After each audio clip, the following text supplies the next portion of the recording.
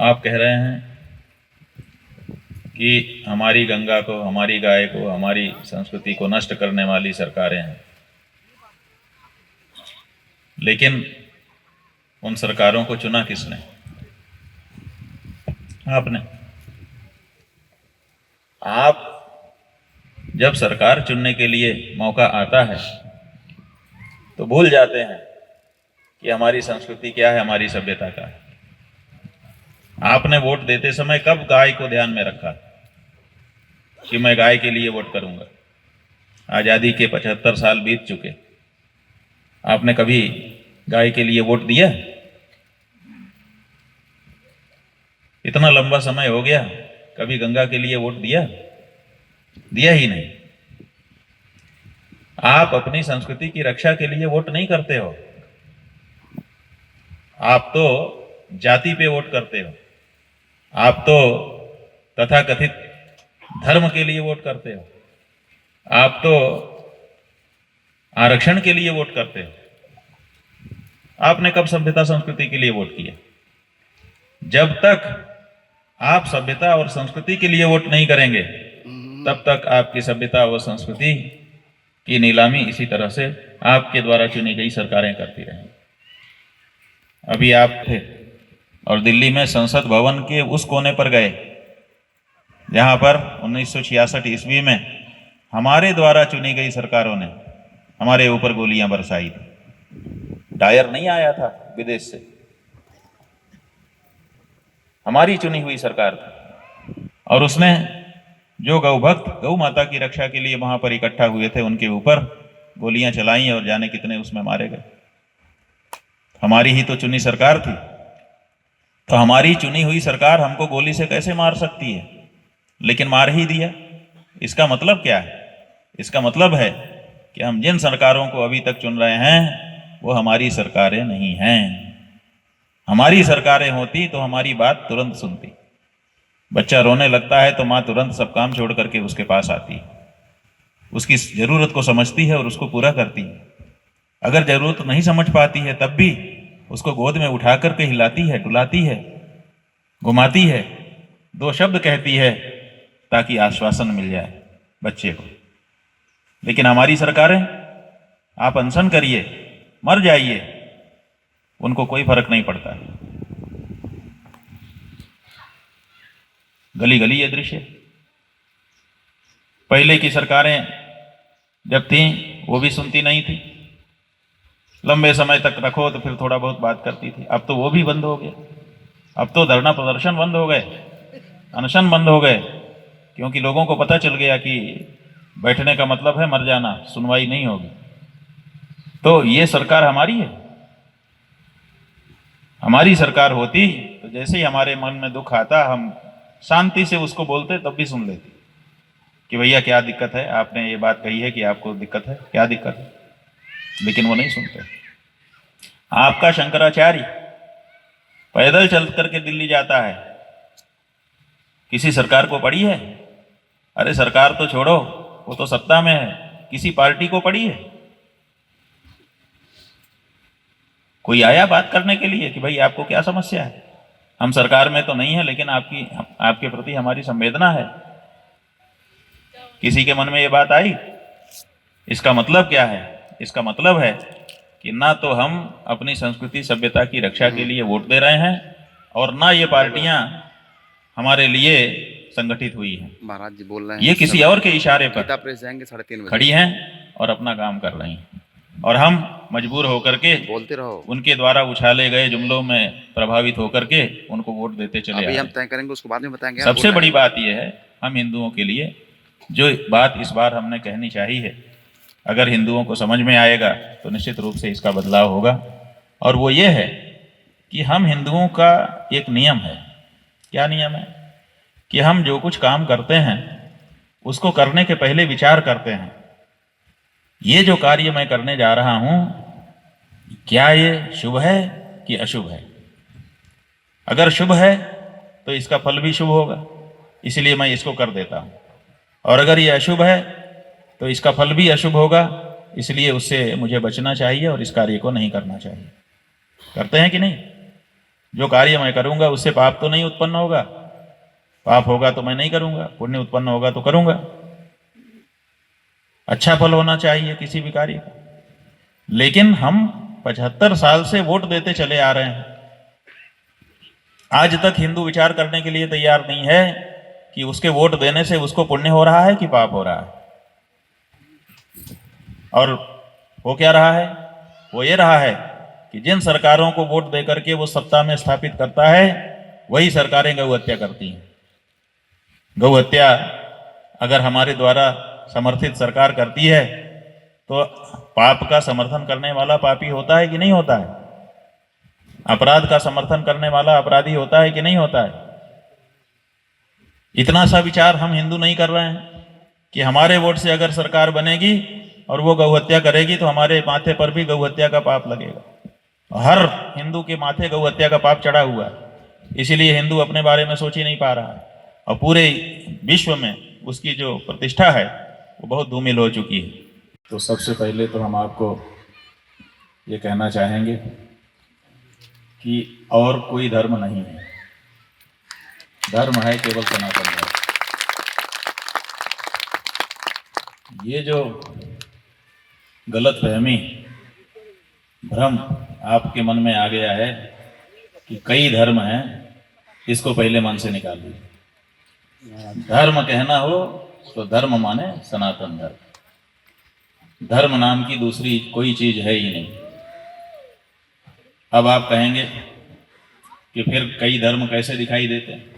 यही तो साजिश है, यही तो षड्यंत्र है कि आपको यह बता दिया जाता है कि कई धर्म हैं। कई धर्म हो सकते हैं क्या? धर्म तो एक ही होगा, कई कैसे हो सकता है? तो ये जो कई को धर्म कहने की परंपरा चल गई है, पहले तो इस पे अपने को बहुत दिमाग साफ रखना पड़ेगा कि हम स्पष्ट रहें कि कई धर्म नहीं है। लेकिन हमारे यहाँ भागवत जी में बताया गया है कि अधर्म भी जानना चाहिए। हम लोग धर्म की शिक्षा लेने के लिए सोचते हैं, लेकिन धर्म की शिक्षा में अधर्म की शिक्षा भी सम्मिलित करनी पड़ेगी। क्यों करनी पड़ेगी? क्योंकि कभी कभी अधर्म भी धर्म का रूप धारण करके आ जाता है और हम उसको भी धर्म समझने लगते हैं और उसी में हमारा बंटाधार हो जाता है। इसलिए सनातन धर्म धर्म है और बाकी धर्म का रूप धारण करके जो लोग आए हैं वो असल में अधर्म है, धर्म नहीं। और जगह पर तो जो लिख दिया सो पत्थर की लकीर है। हमारे यहाँ नित नवीनता कैसे है? तो बात यह है, नित नवीनता कोई खराब वस्तु नहीं है, ये प्रकृति से हमको प्राप्त है। अपने लोग इस समय बगीचे में बैठे हैं, चारों तरफ हरियाली दिखाई दे रही है। ये हरियाली क्या है? नित नवीनता ही तो है।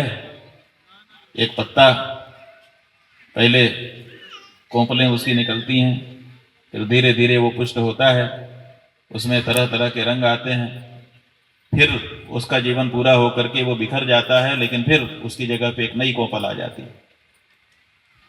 तो ये नित नवीनता बहुत जरूरी है, परिष्कार बहुत आवश्यक है। प्रकृति के साथ अगर हम तादाद में स्थापित नहीं करेंगे तो हम विनष्ट हो जाएंगे। लेकिन इसकी शर्त क्या है? इसकी शर्त यह है कि हमारी जो जड़ें हैं वो और निरंतर गहरी होती चली जाएं, कभी भी हमारा जड़ों से जुड़ाव समाप्त ना हो। उसकी नित नवीनता का स्वागत है। और जिसका जड़ों से जुड़ाव समाप्त हो गया उसकी नित नवीनता बनी नहीं सकती है। तात्पर्य यही नहीं, हम लकीर के फकीर नहीं हैं। हम तो समय समय के अनुसार लकीरें बनाते हैं और उनको मिटाते रहते हैं। नीतियों के अनुसार हम सरलता और तरलता का ध्यान रखते हैं ताकि हम परिस्थितियों के साथ अपना सामंजस्य बनाते हुए अपने आप को बनाए रख सकें। लकीर के फकीर जो लोग हैं उनकी बातें ही अलग है। जो नियम जहां के लिए बन गया वो नियम सबके लिए लागू कर देते हैं। भगवान ने सबको एक जैसा बनाया नहीं, और आप सबको एक नियम में बांधना चाहते हैं, ये कैसे हो सकता है? जो सिद्धांत है वो ये है कि हमारे जो मूल सिद्धांत हैं वो जहाँ के तहाँ रहना चाहिए, और व्यवहार में नवीनता हमको कल्पित कर लेनी चाहिए, उसमें कोई दोष नहीं। तो इसलिए इसीलिए सनातन है, क्योंकि सदा से रहा है। सना का मतलब सदा, तन माने रहने वाला, जो सदा रहे उसी का नाम सनातन है, उसी को सनातन भी कहते हैं।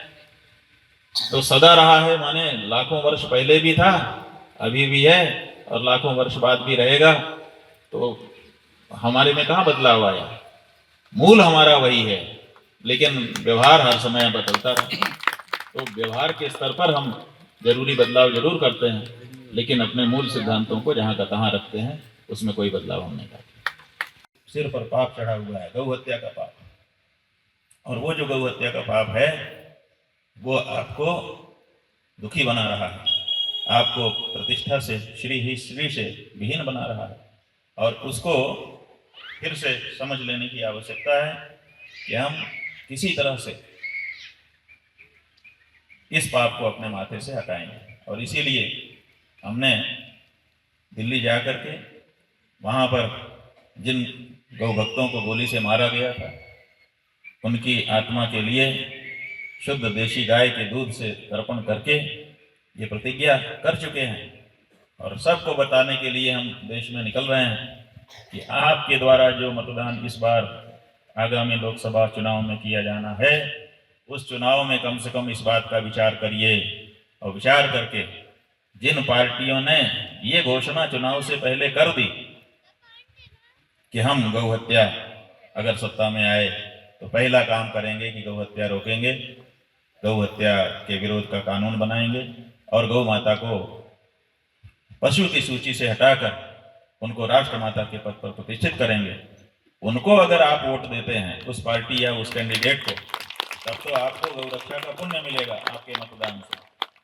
और अगर उनसे अतिरिक्त जो गौ हत्या के बारे में कोई घोषणा नहीं कर रही हैं पार्टियां, अधिसंख्यक पार्टियां वही हैं जो कई बार उलट फेर करके राज कर चुकी हैं, उन पार्टियों को अगर आप वोट देते हैं और वो अभी भी नहीं बोल रही हैं, मौका देने पर भी, हमने तो कहा कि भाई सबको मौका है, अभी तक आपने क्या किया, हम बोलने को तैयार हैं, आगे के लिए कम से कम घोषणा कर दीजिए। लेकिन जो पार्टियां घोषणा नहीं कर पा रही हैं, उन पार्टियों को वोट देने का मतलब है आपके माथे फिर से गौ हत्या का पाप निश्चित रूप से लगने वाला। तो अगर इतना ही अगर हिंदू सोच ले और गौ हत्यारी पार्टियों को वोट देना बंद करके गौ रक्षक पार्टियों को वोट देना लगे, तो भारत फिर से भारत हो जाए और हिंदू फिर से प्रतिष्ठित हो जाए। करना पड़ेगा। अगर ये नहीं करेगा हिंदू, तो थोड़े दिन में जैसे गाय की स्थिति है, इस देश में जब आज़ादी मिली तो हम लोग 30 करोड़ थे और गाय 78 करोड़ थे। आज हम 150 करोड़ हो गए हैं और गाय 17 करोड़ बची है। अब वो 17 करोड़ कितने दिन रहेगी पता नहीं है, क्योंकि 1 लाख से ज्यादा रोज कट रही है, संकरीकरण अलग हो रहा है। तो हमारी जो गाय है, 300 से ज्यादा नस्लें थी हमारे यहाँ, अब 53 नस्ल भारत सरकार में इस समय पंजीकृत है। उनमें से भी 25-30 ही हैं जिनकी उपस्थिति है। तो आने वाले 5 साल अगर हम चुप रह गए तो हमारी जो गाय है वो सदा सदा के लिए लुप्त हो जाएगी। फिर केवल चित्रों में, केवल श्लोक में आप गाय को देखना और उसकी पूजा करना, और चित्र की जो गाय है वो क्या देगी आपको पता नहीं है, आप लोग समझो, लेकिन दूध तो नहीं देगी, आशीर्वाद तो नहीं मिलेगा।